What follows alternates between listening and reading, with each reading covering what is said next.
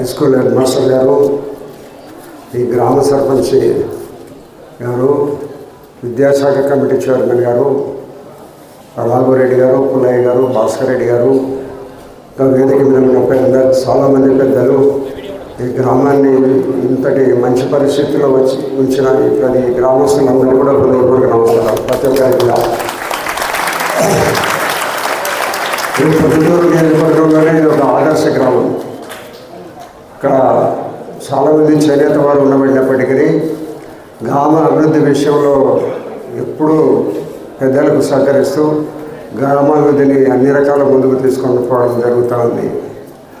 నేను రాజకీయాలలోకి వచ్చేటప్పటి నుంచి కూడా ఈ రోజు వరకు మొన్న 2024లో జరిగిన ఎన్నికల వరకు కూడా ఈ ఊరు నేను గెలిచేదానికి అంత ప్రాధాన్యతమైన గ్రామం ఈ దోర్సానపల్లె. కారణం ఎందుకంటే గతంలో స్వర్గీయ వెంకటరెడ్డి గారు అని ఉండేవారు ఈ ఊరిలో. ఆయన నాకు చాలా పెద్దవాడు, మంచి వ్యక్తి.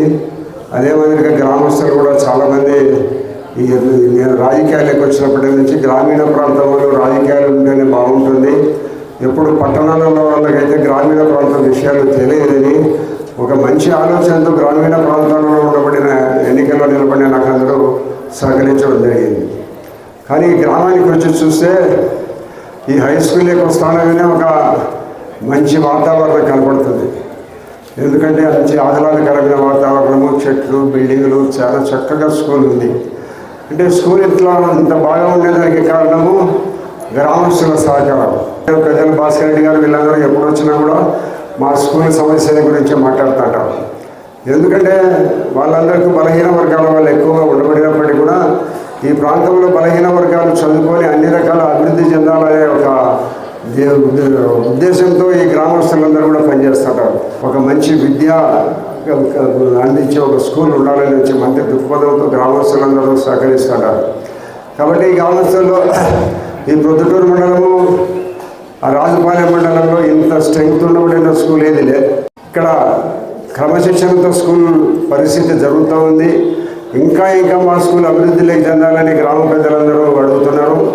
మరి ఈ స్కూల్కు ఆడుకునేదానికి గ్రౌండ్ లేదు అని చెప్పడం జరుగుతుంది. గ్రౌండ్ ఇక్కడ దేవస్థానానికి సంబంధించిన 3 ఎకరాల 50 సెంట్ల భూమిని ఈ గ్రౌండ్ చేయమని ప్రభుత్వం దగ్గర ప్రతిపాదన పెట్టడం జరిగింది. ఇక్కడ దగ్గర ఉంది, ఈ ప్రాంతానికి పట్టణం ఉంది. కాబట్టి భవిష్యత్తులో ఆడుకునేదానికి స్థలం అంటే ఇంకా కూడా ఈ స్కూల్ అభివృద్ధి చెందుతుందనేది గ్రామస్తుల అభిప్రాయం. వాళ్ళ అభిప్రాయంతో ఏకీభవిస్తూ ఆ స్థలం ఇప్పించడానికి ప్రయత్నం చేస్తాను. కాబట్టి ఇంత దగ్గర పొద్దుటూరు టౌన్ ఉండబడినప్పటికీ కూడా పిల్లలందరినీ కాన్వెంట్ స్కూళ్ళకి పంపించకుండా ఈ గ్రామస్తులందరూ ఈ ఊళ్ళో ఉండబడిన స్కూలే బాగా జరుగుతుంది, బాగా విద్యను బోధిస్తున్నారు. అందరు పిల్లలు కూడా బాగా చదువుకొని పైకి వస్తున్నారు. ఒక మంచి ఉద్దేశంతో కాన్వెంట్లకు పంపించకుండా ఈ ఊళ్ళో ఈ గవర్నమెంట్ స్కూల్కి పంపించడానికి ఊరి ప్రజలందరికీ ధన్యవాదాలు, నమస్కారాలు తెలియజేస్తున్నాం వాళ్ళందరూ కూడా.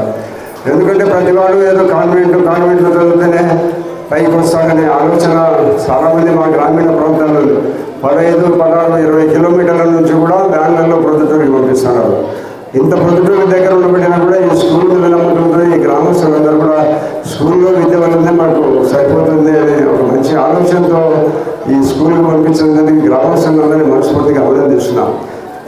ఇప్పుడు మీరందరూ గమనించాలి, దొరసానికి గ్రామస్తులందరూ ఇప్పుడు మున్సిపల్ గ్రామీణ ప్రాంతాల్లో ఉండబడిన పంచాయతీరాజ్ స్కూల్స్లో మంచి టీచర్లు ఉంటారు, మంచి ఫస్ట్ క్లాస్లో ప్యాచ్ అయిన టీచర్లు ఉంటారు. డిఎస్సి ఎగ్జామినేషన్లు, కాంపిటీషన్ ఎగ్జామినేషన్లు ప్యాస్ అయిన వాళ్ళు మాత్రమే ఇక్కడ జిల్లా పరిషత్లో టీచర్లు కానీ మున్సిపల్ పంచాయతీరాజ్ స్కూల్లో కానీ టీచర్లు వస్తారు. మరి ప్రొద్దుటూరులో పోతే 10వ తరగతి 1వ తరగతికి 10వ తరగతితోనే చదువు చెప్తా అంటాడు, 10వ తరగతికి ఇంటర్మీడియట్ బిఏ చదివించే కూడా చెప్తా అంటాడు.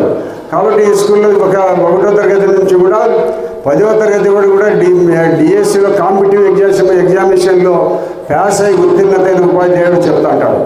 కాబట్టి ఈ గ్రామీణ ప్రాంతాలలో బోధించే టీచర్లకు అత్యంత మెరిట్ ఉంటేనే మనకు ఉద్యోగాలు వచ్చింటాయి. కాబట్టి అటువంటి స్కూల్లోకి పంపించిన దానివల్ల మీకు భవిష్యత్తులో ఆ యొక్క టీచర్లు బోధించే విద్య వల్ల ఎంతో ఉపయోగం ఉంటుందనేది గమనించి మీరందరూ కూడా కాన్వెంట్లకు పంపించకుండా ఈ స్కూల్ని పంపించడం జరుగుతుంది. కాబట్టి మీరు కూడా భవిష్యత్తులో గ్రామీణ ప్రాంతాల్లో స్కూళ్ళలో మంచి టీచర్లు వస్తున్నారు, డెడికేటెడ్గా పనిచేయాలనే వాళ్ళు ఉంటున్నారు. ఇప్పుడు టీచర్లందరూ కూడా పనిచేసేదానికి ప్రభుత్వం నిరంతరం వాళ్ళ నిఘా పెట్టింది. వస్తానగానే వాళ్ళు బయోమెట్రిక్ వేయాలా, పోయేటప్పుడు కూడా బయోమెట్రిక్ వేయాలా. గ్రామీణ ప్రాంతాలలో ఉండిపోయిన స్కూళ్ళల్లో కూడా ప్రభుత్వ పర్యవేక్షణ జరుగుతూ ఉంది. కాబట్టి ఈ స్కూలు ఇంత ఆహ్లాదకరమైన వాతావరణము, ఇంతమంది దాదాపు 700 చిలుకు 700 దగ్గర ఉండబడిన ఈ స్కూల్ను పొద్దుటూరుకి ఇంత దగ్గరగా ఉన్నా కూడా కాన్వెంట్లకు పంపకుండా స్కూళ్ళు పంపిస్తున్నారంటే ఈ గ్రామస్తులందరినీ మనం హృదయపూర్వక నమస్కారాలు తెలియజేయాలి. గ్రామస్తులందరికీ దీంట్లో గ్రామ పెద్దల సహకారం చాలా ఉంది. గ్రామ పెద్దలందరూ కూడా మా స్కూల్ నిరంతరం అభివృద్ధి కోసం ప్రయత్నం చేయడం జరుగుతూ ఉంది. కాబట్టి ఈ ఊరికి అన్ని రకాల సహాయక సహకారాలు అందిస్తూ నిరంతరము గ్రామస్తులు నాతో ఉంటారు, నా దగ్గరికి వస్తూ ఉంటారు. వచ్చినప్పుడల్లా కూడా స్కూల్ విషయాన్ని తప్పనిసరిగా మాట్లాడి మా స్కూల్ విషయంలో ఏదో ఒకటి మంచి నిర్ణయాలు తీసుకొని మా స్కూల్ అభివృద్ధికి తోడ్పడమని వాళ్ళు చెప్తూ ఉంటారు. దాంట్లో భాగంగానే మనము ఆ దేవస్థానానికి సంబంధించిన భూమి హై స్కూల్కి కావాలని వేదిక మీద ఉన్న పెద్దలందరూ కూడా చాలాసార్లు నాకు వచ్చి మాట్లాడడం జరిగింది. ప్రభుత్వానికి ప్రతిపాదనలు కూడా పంపించినాం. మన జిల్లా కలెక్టర్ దగ్గర నుంచి మనం విజయవాడకు ప్రతిపాదనలు పంపించి తప్పకుండా ఈ స్కూల్కు ఆ దేవస్థానము భూమి ఇప్పిస్తే దానివల్ల పిల్లలు అన్ని రకాల ఉపయోగపడే పరిస్థితుల్లో దొరసానిపల్లి ఉంటుంది. గ్రౌండ్ లేదనే కొరత లేకుండా కూడా ఉంటుంది. కాబట్టి భవిష్యత్తులో ఇది ఒక మంచి స్కూల్గా ఇంకా పైకి ఎదగాలని, గ్రామస్తులు ఏ గ్రామంలో లేనంత సహకారము ఈ స్కూల్ మీద వాళ్ళు అభిమానం చూపితే స్కూల్ అభివృద్ధి కోసం నిరంతరం వాళ్ళ సహాయ సహకారాలు అందిస్తున్న పెద్దలు గ్రామస్తులందరికీ హృదయపూర్వక నమస్కారాలు తెలియజేస్తూ సెలవు తీసుకుంటున్నాను.